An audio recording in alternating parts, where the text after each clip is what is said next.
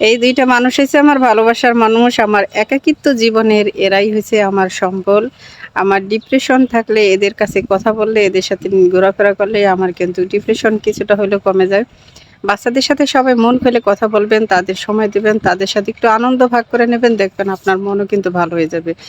আর এই ২ জন সদস্য হইছে আমার বিচ্ছু বাহিনী। এরা সারাক্ষণ আমার পাশে থাকে এবং এদের নিয়ে আমি খুব ঘোরাঘুরি করি।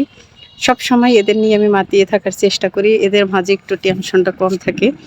যখন এদের মাঝে আমি থাকি, আমার ভালোবাসার ২ টা মানুষ। কিছু, কিছু সম্পর্কে কোনো ব্যাখ্যা হয় না, কোনো ক্যাপশন হয় না। এরকমই এরা ২ জন মানুষ। এদের সাথে আমাদের অনেক বছর ধরে সম্পর্ক, প্রায় ১০ বছর আমরা একই সাথে থাকি। কিন্তু এদের তো আর ১০ বছর না বলবেন। এদের মা-বাবার সাথে আমরা ১০ বছর ধরে একসাথেই আমরা থাকি। ভাই-বোনের মতো আমাদের সম্পর্ক। আর এই বাচ্চাগুলো ঠিক এরকমেরই আমাদের কাছে সন্তানের মতোই। এরাও আমি মনে করি এই ২ টা আমার সন্তানের মতোই। আমার যদিও একটা মেয়ে, আর এই ২ টা হইছে আমার সেই সন্তানের মতোই একজন। এদেরকে আমি অনেক, অনেক ভালোবাসি। এদের নিয়ে সবসময়ই আমি সময় কাটাই। ওদের কেমন লাগছে একটু জানাবেন। ওদের যদি ভালো লাগে সবাই একটু লাইক, কমেন্ট, শেয়ার করে দিবেন প্লিজ। তোমরা কিছু বলো, তোমাদের ঘুরতে এসে কেমন লাগছে? হ্যালো। ভালো লাগছে? আমার সাথে ঘুরতে তোমাদের ভালো লাগে? ফাবিহা, তোমার ভালো লাগে বলো তো? এরা আমি এই যে একজন আছে না, ইনি তো আমি আমার অন্ধভক্ত। আমি কোথাও গেলে এরে না নিয়ে আমি কোথাও যেতে পারি না। এ আমার সাথে থাকবেই। আমি যদি না বলি কিভাবে যে ও টের পেয়ে যায় যেন আমি বোরখা পরছি। বোরখা পরলে ও আগে সবকিছু পরে টেরে দরজার সামনে রেডি হয়ে দাঁড়ায় থাকে। তখন আর না নিয়ে যাওয়ার কোনো উপায় নেই। মানে এই পাবলিক হয়েছে সেই পাবলিক আমার। মানে এতটাই ভালোবাসে আমাকে, আর আমিও ওকে অনেক, অনেক ভালোবাসি। যেটা কোনো কিছু দিয়ে পরিমাপ করা যায় না। আমার হাসব্যান্ড ওকে অনেক ভালোবাসতো। মানে এতটাই ভালোবাসতো, সর্বক্ষণ আমার হাসব্যান্ডের কাছেই ও থাকতো। ওরে নিয়ে সবসময় আমার হাসব্যান্ড সময় কাটাতো। আর আমার কাছেই বেশিরভাগ থাকতো। ওর বাবা-মা ২ জন চাকরি করে, সে সুবাদে ও আমার কাছে থাকে। ওর সবকিছুই আমি দেখাশোনা করি। মানে আমার কাছে খুব ভালো লাগে। ও একটা শান্ত সভ্য, মানে আমাদের খুব সম্মান করে বা আমরা যা বলি তাই শোনে। এই দিক থেকে ১ নম্বরে আছে। ভালোবাসার মানুষ। আর এর কথা তো কিছু বলাই লাগে না। এ হয়েছে নিরিবিলি শান্ত সভ্য একটা মানুষ। এর মা-বাবাও অনেক ভালো মনের মানুষ। আর এই মেয়েটাও অনেক ভালো মনের মানুষ। ফাবিহা, তুমি কেমন আছো বলো তো?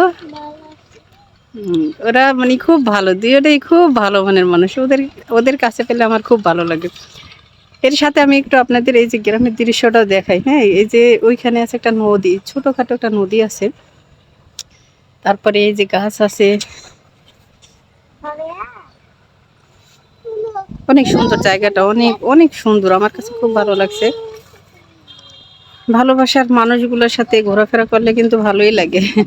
হোক সে ছোট, হোক সে বড়, সেটা কোনো ম্যাটার না। কিন্তু ভালোবাসার মানুষ, ভালোবাসার মানুষের সাথে সবসময় থাকাটাই ভালো লাগে। আর ওদের সাথে সবসময় আমি টাইম পাস করি, ভালো লাগে। ওরা আমার সেই ভালোবাসার মানুষ ২ জন। খুব সময় ভালো কাটে ওদের পাশে থাকলে। আমার মন যদিও সারাক্ষণ খারাপ থাকে, কিন্তু ওরা সবসময় আমার পাশে থাকে। আমার মন ভালো করে দেওয়ার চেষ্টা করে। কিন্তু ছোট মানুষ তো, ওরা তো বোঝে না যে এই মন কখনো ভালো হবে না, বা ভালো যদিও হয় অনেক সময় লাগে। তারপর ওরা কিন্তু খুব চেষ্টা করে। মন খারাপ থাকলে বলবে, আন্টি তোমার মন খারাপ কেন? কি হয়েছে? এই যে এটা তো আমার একটা ফেভারিট পার্সন। ওর হাসিটাও সেই সুন্দর লাগে। ওর কথা, ওর স্টাইল সবকিছু। ভবিষ্যতের নায়ক পার্সন হবে মনে হয়। নায়ক হবে নাকি? ভবিষ্যতের নায়কের বাণী কথা শোনাবে না? না, নায়ক হওয়ার দরকার নাই। ভালো একজন মানুষ হও। আর ওরে মাদ্রাসায় পড়াবে। আমি যতই যা বলি মুখে ওগুলো ফালতু কথাই, কিন্তু ওর বাবা-মা মাদ্রাসায় পড়াবে। আর ও মাদ্রাসায় পড়বে। ও কিন্তু স্কুলে পড়তে চায় না। ও সবসময় বলে আমি মাদ্রাসায় পড়বো। ওর মাদ্রাসা নাকি ভালো লাগে, স্কুল ভালো লাগে না। আমারও মাদ্রাসা পড়ানোটাই উচিত। মানে যে যেই পথে যেতে চায় সেই পথেই নেওয়া উচিত। আসো আমরা একটু ঘোরাফেরা করি।